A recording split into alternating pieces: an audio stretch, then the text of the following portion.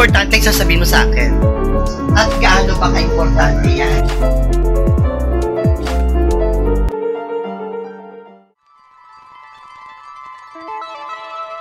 Bago ko sa'yo sabihin ko, mag-promise ka muna sa akin na hindi ka magagalit sa akin. Ha? Bakit naman ako magagalit? Saka, wala ka pa namang sinasabi sa akin kung ano yun, di ba? Kasi baka magalit ka sa akin. At hindi mo na ako pag-aralin Kapag ano? kapag nalaman mo yung tunay na pagkatao ko. Ha? Ano ba ibig mo sabihin? Saka, bakit ka umiiyak?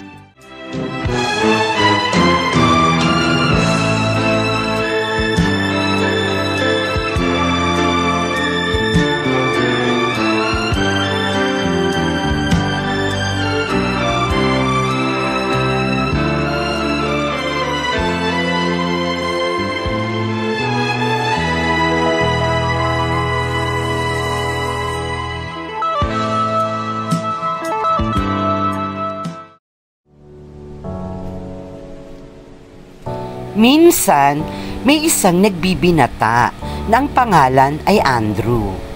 At meron siyang isang kapatid, ang kanyang ate. At ulila na sila sa kanilang ama at ina. Ang kanyang ate na nagsisikap magtrabaho para siya ay mapag-aral. O Andrew, may bisita pala tayo. Siya po si Eric. Ganito ko po sa inyo na best friend ko. Morning. Good morning po. Pwede po bang dito kami mag-research para sa homework namin? Oo naman, no problem. Thank you po. You're welcome. O siya, ang mabuti pa ay maghanda ko muna kayo ng merienda. Thank you po ulit. Okay, feel at home, Eric. Mahal na mahal ni ate ang kanyang nag-iisang kapatid na si Andrew. At tuwang-tuwa ito kapag nakikita niya ang kanyang kapatid na nagsisikap din sa pag-aaral. Kung kaya't ginagawa ni ate ang lahat para ito ay mapagtapos.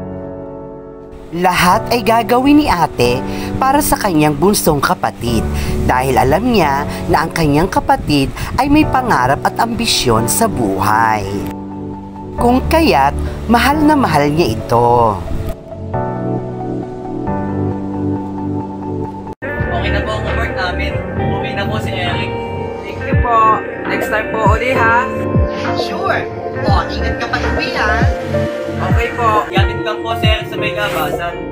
O, sige. Uwi ka din agad, ha? Opo.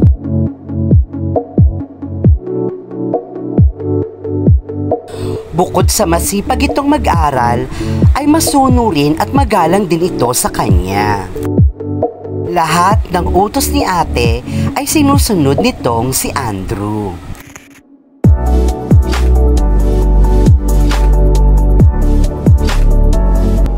Ikaw, Eric? Nakauwi ka na ba? Oo, Andrew. Nandito na ako sa bahay. Okay. Magkita na tayo sa school bukas. Okay, bye! Bye. Subalit ang hindi alam ni ate ay may matagal nang inililihim itong si Andrew sa kanya. Isang lihim na gusto niyang ipagtapat sa kanyang ate pero hindi niya magawa. Dahil natatakot siya na baka magalit ang kanyang ate. Halos araw-araw kapag nasa bahay siya at nandoon din ang kanyang ate, ay gustong-gusto na niyang ipagtapat ang kanyang lihim. Subalit nauunahan talaga ng takot itong si Andrew. Dahil sa isip niya ay baka hindi matanggap ni ate kapag ipinagtapat niya ang kanyang matagal nang inililihim. Lihim na may kinalaman sa kanyang tunay na pagkatao.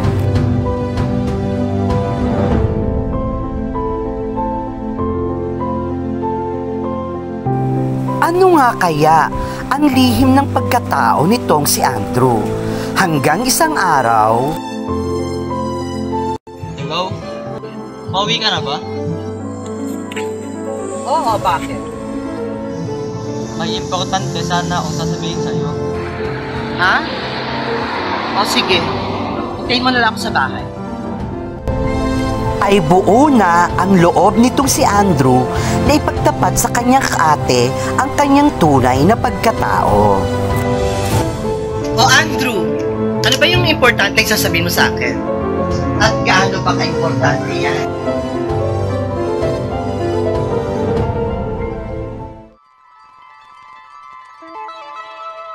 Bago ko sa'yo sabihin ko, mag-promise ka muna sa akin na hindi ka magagalit sa akin. Ha? Bakit naman ako magagalit? Saka, wala ka pa namang sinasabi sa akin kung ano yun, di ba? Kasi baka magalit ka sa akin.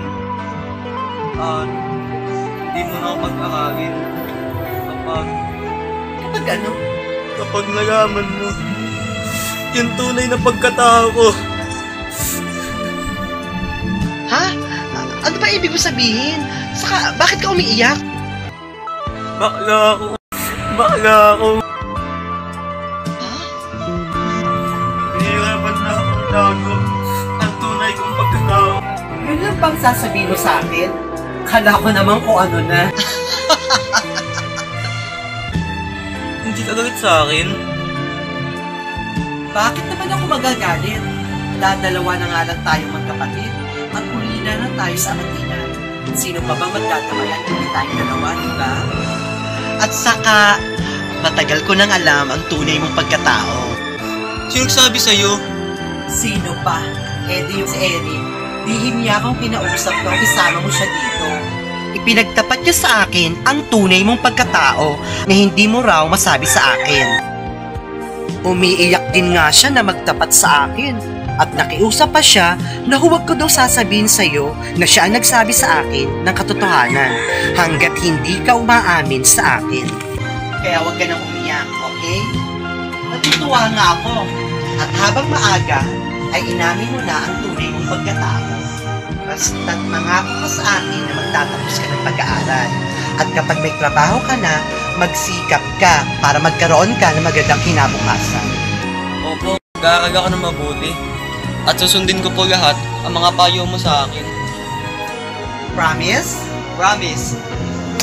O tara, tulungan mo ako magluto ng hapunan natin. Parang nabunutan ng tinik sa dibdib itong si Andrew matapos niyang ipagtapat sa kanyang ate ang kanyang tunay na pagkatao. At hindi nagbago ang pagmamahal ni ate sa kanya. Oh, nandito na pala kayo. Good afternoon po. Good afternoon, Eric. Dito po kami gagawa ni Eric ng homework ngayon. Sure, tamang-tama. May ihanda akong merienda. O siya, magsimula na kayo habang inihanda ako ang merienda. Salamat po. You're welcome.